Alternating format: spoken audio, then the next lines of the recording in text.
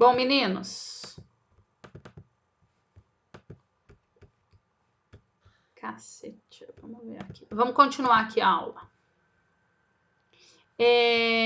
Vamos lá.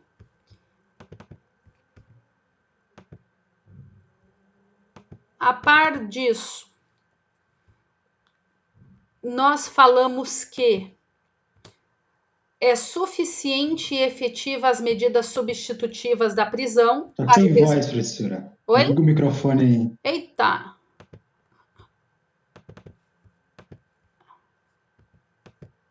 Pronto.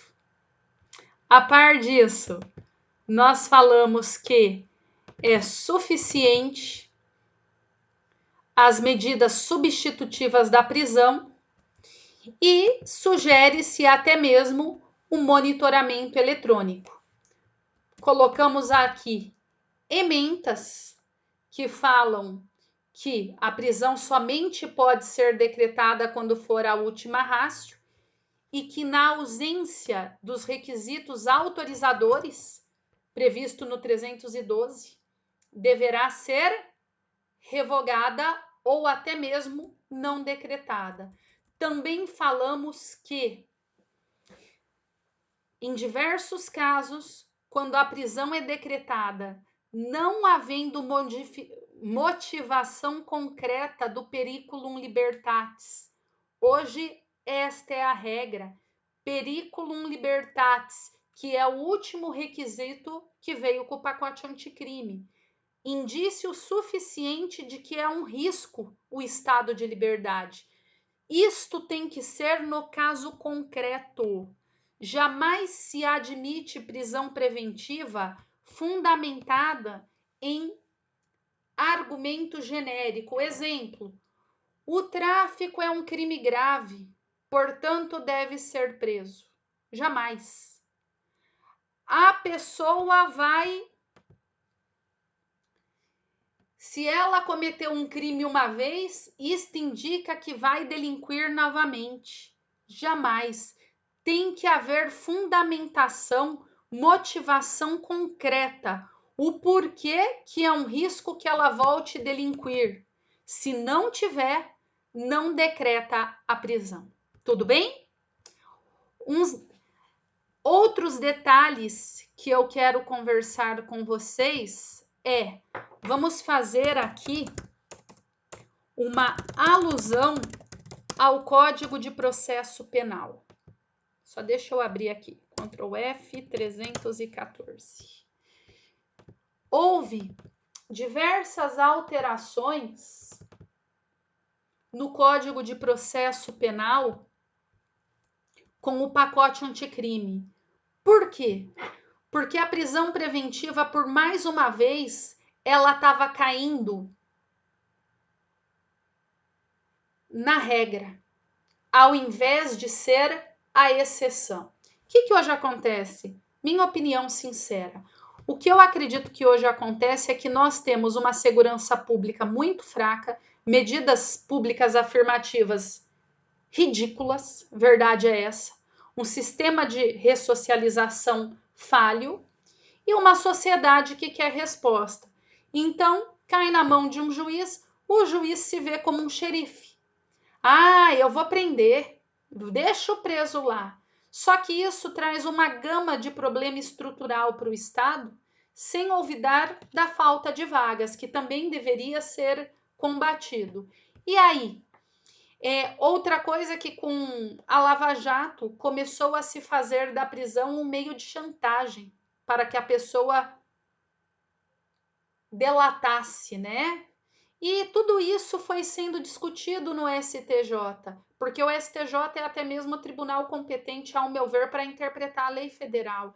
E o posicionamento jurisprudencial do STJ veio praticamente veio redigido nos novos dispositivos sobre o tema. Tudo o que está a mais hoje, que não existia quando do pacote anticrime, eu ouso a dizer para vocês que é posicionamento do STJ, que já era pacificado. Vamos verificar aqui, ó. não será admitida a prisão com a finalidade de antecipação de cumprimento de pena. Isto foi discutido no caso Lula. Não é admitida a prisão como antecipação de pena. É uma cautelar, está presentes os requisitos ou não está, mas jamais antecipa-se a pena. Não pode ser decretada a prisão também se não existir fatos novos ou contemporâneos, por mais gravosos que sejam os delitos imputados. Famoso caso Michel Temer, em que o ministro, salvo engano, Nefi Cordeiro, disse: por mais grave que seja o fato, eu só prendo preventivamente se for contemporâneo, porque eu estou tratando de uma medida cautelar. E uma medida cautelar tem o perículo in mora. Eu não posso prender alguém preventivamente porque praticou um fato gravíssimo há 2 anos atrás. Aí não é fato contemporâneo, e nós estaríamos falando em antecipação de pena. Então, gente, essa nova estrutura aqui, processual, ela é sim posicionamento do STJ. Outra coisa, mas e se durante o processo, veja, a pessoa estava respondendo o processo em liberdade, mas durante o processo ela praticou algo que colocou em xeque o seu direito de responder em liberdade? Não tem problema, tá aqui. Se for fato novo, ela pode ser presa imediatamente. Se for fato contemporâneo, apenas aí que ela poderá ser presa preventivamente, certo? Então, nós temos limitações. A prisão preventiva é cautelar. Ela deve respeitar requisitos do perículo in mora. Ela não é prisão-pena. Ela não é medida adequada para dar resposta para a sociedade. A pena pressupõe processo transitado em julgado. Prisão cautelar demanda requisitos genéricos, pressupostos genéricos, requisitos específicos e requisitos gerais. A fundamentação está no 315. Aqui, ela deve ser fundamentada no caso concreto, não podendo ser uma limitação à reprodução de artigo sem apreciação do fato concreto. Não pode trazer conceitos indeterminados sem explicar o motivo do motivo concreto. Não pode limitar a invocar enunciado ou precedente sem explicar o caso concreto. Saibam, a prisão preventiva demanda argumento, motivação firmada no caso concreto, certo? Se não, é ausência de fundamentação e ela é revogada no tribunal. Basta enfrentar com um habeas corpus.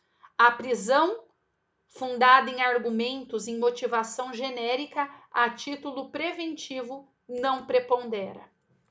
Outra coisa que eu quero falar para vocês: a prisão preventiva, uma vez decretada, está no 316. Ela poderá ser revogada, desde que demonstrado que as razões que fundaram a sua incidência, a sua deflagração, não mais se fazem presentes. Logo, é possível a revogação da prisão, bastante demonstrar que não mais se faz presente no caso concreto, ao passo que ela também poderá ser deflagrada bastante que haja demonstrado a presença dos requisitos. Portanto, ela não é estática, ela é dinâmica. Certo? Exemplo, uma pessoa está respondendo ao processo e está presa há 2 anos. Ora, nós não temos como falar que em 2 anos de uma prisão preventiva, nós estamos tratando de um perigo atual da soltura. Afinal, passados 2 anos, esta prisão já está virando um cumprimento antecipado de pena. Portanto, há um excesso de prazo. A prisão ela pode ser revogada a qualquer tempo e, se sobrevierem as razões, decretada a qualquer tempo. Ela é dinâmica, tudo bem? Tanto assim o é que o pacote anticrime trouxe para nós que a cada 90 dias o juiz agora é obrigado a revisar a prisão preventiva e verificar, sob nova decisão fundamentada no caso concreto, de ofício, se ela deve continuar sendo incidida. A cada 90 dias, ex ofício, o juiz deve revisar no caso concreto. Outra coisa, o descumprimento das medidas cautelares da prisão. Ora, a pessoa está monitorada, limitação de final de semana, proibição de não se aproximar de determinada pessoa ou não frequentar determinado local. Descumpre. Descumpriu medida cautelar substitutiva, poderá ser decretada a qualquer tempo também. E uma outra coisa que eu quero falar para vocês é que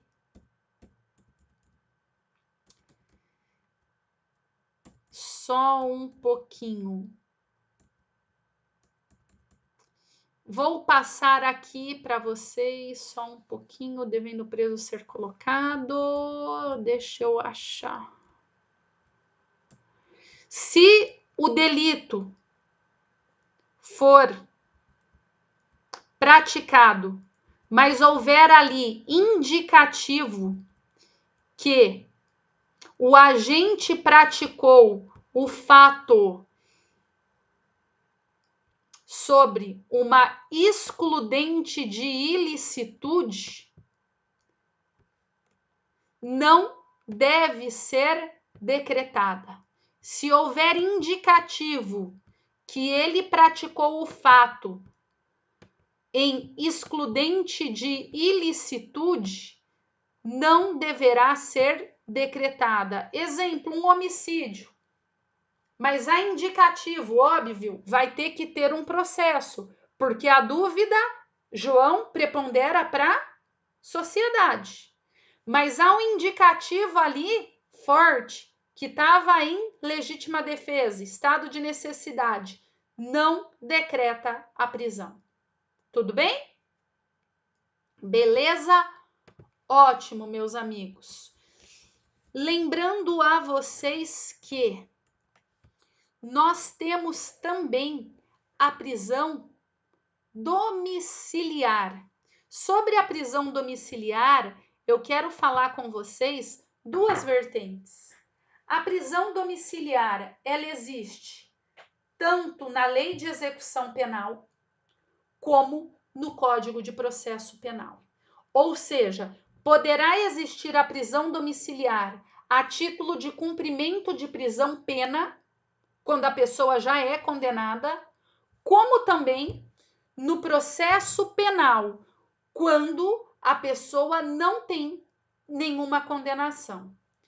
Hoje eu vou explicar para vocês a prisão domiciliar no processo penal. Ou seja, aqui a pessoa não tem condenação. Não confundam, existem 2 tipos de prisão domiciliar. Um na prisão pena e outro na prisão cautelar. Quando se faz a prisão domiciliar na cautelar? Quando for maior de 80 anos, a prisão ela substitui a preventiva.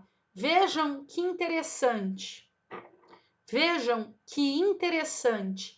Aqui no Código de Processo Penal, a prisão domiciliar, ela tem o intuito de substituir a prisão preventiva. Portanto, Natália, na minha opinião, e isto é controverso na doutrina, eu considero que não se confunde.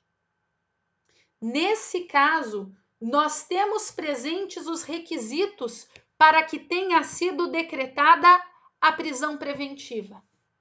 Estão presentes os requisitos da prisão preventiva.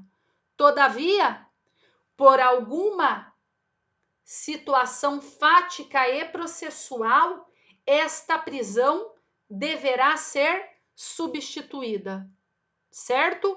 Mas saibam, existem os requisitos da prisão preventiva, mas ela deverá ser substituída. Por vezes, eu ajuizo um pedido de prisão domiciliar e o promotor fala: mas estão presentes os requisitos da prisão preventiva. Lógico. Se não tivesse presente o requisito da prisão preventiva, eu estava pedindo uma revogação de prisão preventiva, seu tonto. Então, não é verdade? Eu sempre deixo claro isso. Eu falo, eu não estou questionando que estão presentes os requisitos da prisão preventiva. Porque se não tivesse, eu estava pedindo a revogação. Eu não sou tonta. Mas o que eu estou falando é que, mesmo presentes os requisitos, por alguma peculiaridade fática e processual, ela deverá ser substituída pela domiciliar. Mais de 80 anos, extremamente debilitado por motivo de doença grave. Como que isso é interpretado na jurisprudência? Simples. Simples. Existe a doença e ela é grave ao ponto que o tratamento oferecido no cárcere não é suficiente. É isto. Existe a doença grave, só que não basta a doença grave. Deve ser comprovado que o cárcere e o tratamento ali ofertado não está sendo suficiente. Outra, a pessoa comprova que é imprescindível a pessoa menor de 6 anos ou portador de deficiência. Olhem, o agente delitivo é imprescindível para a pessoa menor de 6 ou com deficiência. Gestante, mulher com filho de 12 anos incompletos e homem que seja o único responsável por filho. Saibam, esses requisitos, eles são analisados de maneira bem restrita. Não basta que a mulher tenha filho com menos de 12 anos. Na prática, a jurisprudência vem interpretando se tem quem cuide dessa criança, se ela está bem cuidada. Não basta que seja gestante. Eu já vi várias vezes a pessoa ser transferida pelo complexo médico penal, onde é adequado para que se faça a custódia preventiva cautelar de uma gestante. Então, a título de curiosidade, eu falo para que vocês deem uma olhada em julgados recentes sobre o assunto, porque eles vão mostrar como que é feito essa interpretação bem rigorosa, bem restritiva, tá bom? Outra coisa, a título de curiosidade, que eu trago aqui para vocês deem uma boa olhada na fiança. Até porque hoje eu estou vendo casos de tráfico em que está sendo aplicada a fiança, sendo o entendimento de que, ora, a fiança é mais benéfico do que a soltura. Então, se admite a soltura, por que não a fiança? Controvérsia, porque a Constituição não autoriza, mas eu estou vendo uma interpretação no sentido mais benéfico ao réu, certo? Mas deem uma olhada aí na fiança, como ela é aplicada, quais os valores.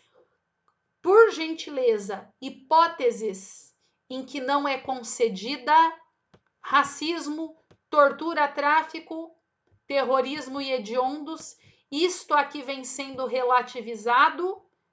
E inciso 3, deem uma olhada na lei, crimes que não admitem a fiança, e mais, nas hipóteses do inciso 2, que vem sendo relativizados. Qual o valor da fiança?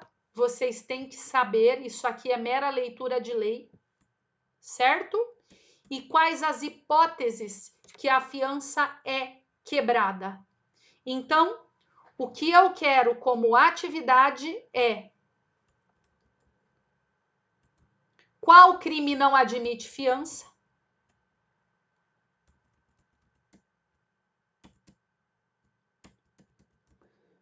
Como se determina o valor da fiança? E quando a fiança é quebrada?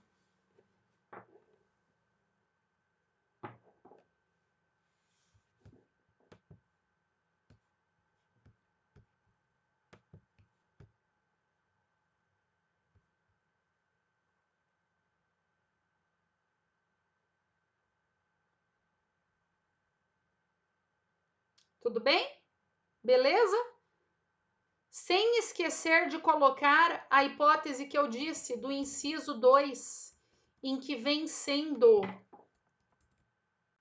relativizado. Tá aqui na tela para vocês, ó.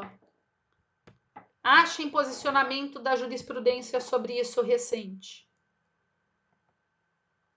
Eu quero, em verdade, que vocês comentem para mim o que é a fiança, quando o 323 e o 324,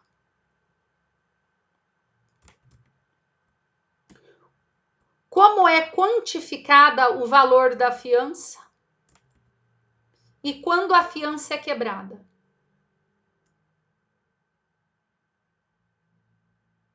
Pegaram, gente? Por fim, mais uma.